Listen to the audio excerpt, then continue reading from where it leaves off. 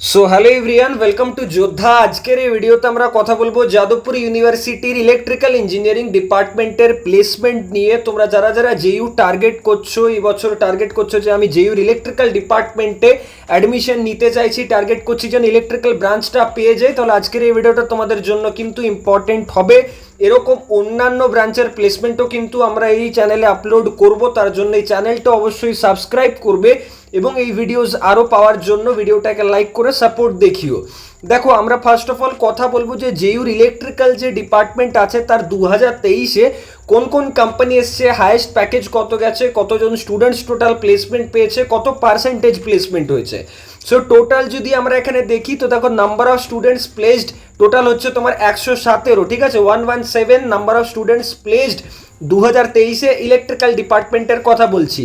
Next যদি আমরা দেখি তো তাহলে দেখো 129 number of offers, total number of offers হচ্ছে তোমার 129। আফটার দ্যাট 13.8, এটা হচ্ছে অ্যাভারেজ সিটিসি, অ্যাভারেজই গেছে 13 লাখের কাছাকাছি। নেক্সট যদি আমরা ওভারঅল প্লেসমেন্ট দেখি তাহলে দেখো 94.5% স্টুডেন্টস কিন্তু প্লেসমেন্ট পেয়েছে 2023-এ ইলেকট্রিক্যাল ডিপার্টমেন্ট থেকে। তাহলে এটা হয়ে যাচ্ছে ওভারঅল প্লেসমেন্ট সিনারিও।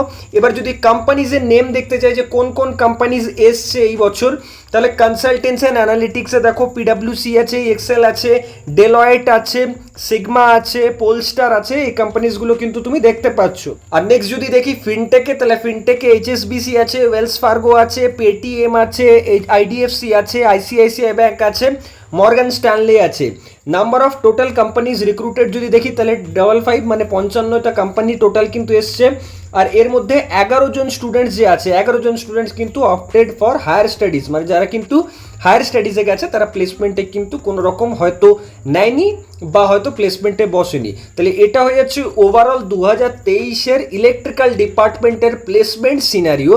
নেক্সট তোমরা কোন ব্রাঞ্চের প্লেসমেন্ট চাও, দেখতে চাও, তাহলে অবশ্যই কমেন্ট করে জানিও এবং এই চ্যানেলটাকে সাবস্ক্রাইব করে দিও। Thank you.